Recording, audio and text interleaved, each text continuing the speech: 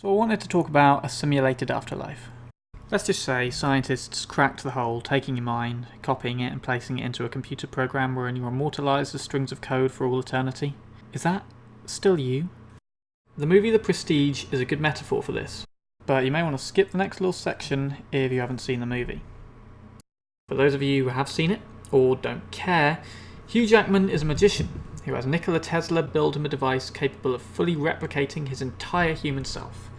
This allows him to successfully perform his magic act of disappearing under the stage before immediately rematerialising at the back of the auditorium. The issue Jackman has with this is that his original self does not vanish. One version of him remains intact in his original position, another appears elsewhere. Two versions of Hugh Jackman exist, and nobody, not even himself, can ever definitively know which one is the original. As this performance takes place every night, Jackman can't simply leave multiple copies of himself about the place. Thus, he has the one which doesn't materialise at the back of the auditorium, fall into a tank and drown. I know, morbid, right? The idea behind this is terrifying. It's like checking your bank balance after a night out to find that there's nothing left, and you don't remember even buying a single drink. Everyone bought them for you because it was your birthday and you didn't have any reason to buy it. No, it's not like that at all, really. Sorry. Ignore me. Jackman himself says, It took courage. It took courage to climb into that machine every night, not knowing if I'd be the man in the box or in the Prestige. Therein lies the main issue here. One does not know and cannot definitively know if their consciousness clone is their original self. No, wait, I'm not... Right now, we can't answer the question as to what makes us self-aware. Is it a certain combination of neurons and synapses, operating in such a way that we are able to feel within ourselves the realisation of, yes, I am here, I exist. You think, and therefore you simply are. But what if our existence is instead defined by a soul? What if the part of us that is us inhabits our bodies during life, acknowledging and experiencing the events of the universe as they unfold? Then, once our bodies have expired, the soul leaves. What becomes of it? Who knows? Maybe it evaporates into atoms, losing self-awareness. Maybe it floats around the universe in corporeal form, able to spectate but not actively participate in events. Perhaps it travels to another dimension, a universe where you are still alive and your soul can continue to witness life as you. The science in this area is thin. Right now it's impossible to pinpoint what exactly makes you aware, and therefore we cannot definitively determine what happens to that part of us once we die. But say for one moment that what made us aware was entirely defined by our brain structure. Our perception of self-awareness is within the fact that our brains are programmed to process information through sensory data. This data is then contemplated using memory and instinct before deciding the best course of action to take and commanding the body to act accordingly. Scientists have already broken up which parts of the brain do each of these things. However, I won't be discussing brain anatomy here, as that's a whole nother discussion. If brain anatomy does interest you, I read an excellent article to brush up on my knowledge, which you can find in the description. Anyway, the point is that our conscious brain does three main things: taking in information, processing and storing it, and body movement. Could these three things be all that we need to make us self-aware? Think about it for a moment. You are existing right now. Your understanding of your existence has been defined and built upon by all the previous moments in which you have also existed. In other words, your memories define your perspective and understanding of the universe, and thus allow for you to be aware of your existence. If somebody had no memory of anything at all, but they couldn't remember their life or how to speak or understand the universe, could we definitively say that they are aware of their existence? Or are they simply acting according to instinctual stimuli in the same way a machine responds to programmed commands? The more layers of complexity something has, the more capable it is of self-learning and furthermore, self-awareness. I'm about to go a little off topic, but bear with me, there is a point to all of this. In Terminator, Skynet eventually becomes programmed with such complexity that it becomes aware of its own existence. Once it can think for itself, it breaks free from the shackles of its human creators before destroying them to live in a world of its own making. Would you say that Skynet became aware in the same way you and I are? It certainly built up enough processing complexity to think it was self-aware. Do you think it's possible to think you're self-aware without actually being so? You think, therefore you are, right? If you think at such a complex level, you must, by definition, be aware and therefore exist, surely. The answer is not an easy one. Since we only ever experience the world from our own perspective, it is impossible to say for certain whether anything or anyone else is truly real or self-aware.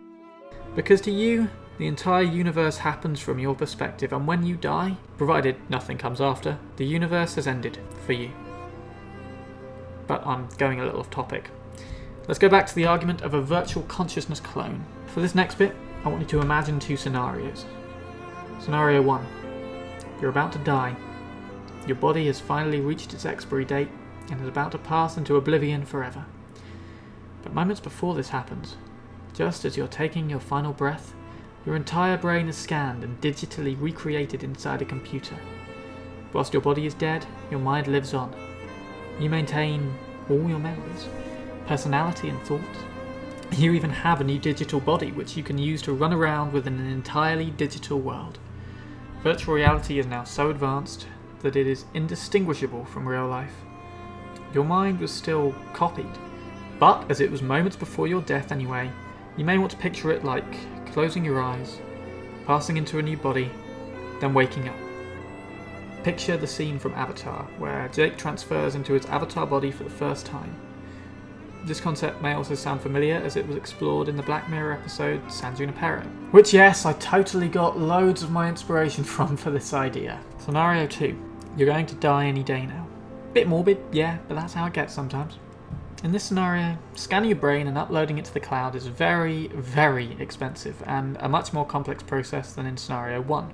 It's not simply a case of doing it whenever and wherever. Therefore, you have it done the moment you learn you're going to die soon.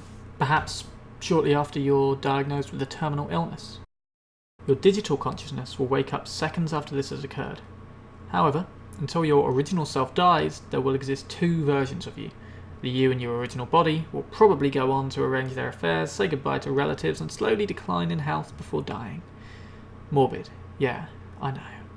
But at the same time, a new you who existed from the moment the brain scan took place has been off enjoying the freedom and potential of a simulated reality. Scenario 1 is more simple. Original you died as digital you was born.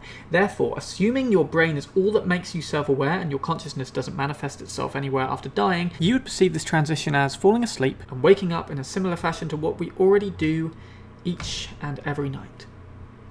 The digital you may not be you, but it would be the same in every way, and neither you nor anyone else would ever be able to definitively prove otherwise. Scenario 2 is a little bit trickier. When your brain was scanned, two things would have happened. Original you would not feel much, leave the surgery and go home. Digital you at the same time would wake up in virtual reality. The issue is, much like Hugh Jackman in The Prestige, you would have no idea which one you are. From your perspective, one of two things happened. You either had your brain scanned, the world went white, and you woke up somewhere new.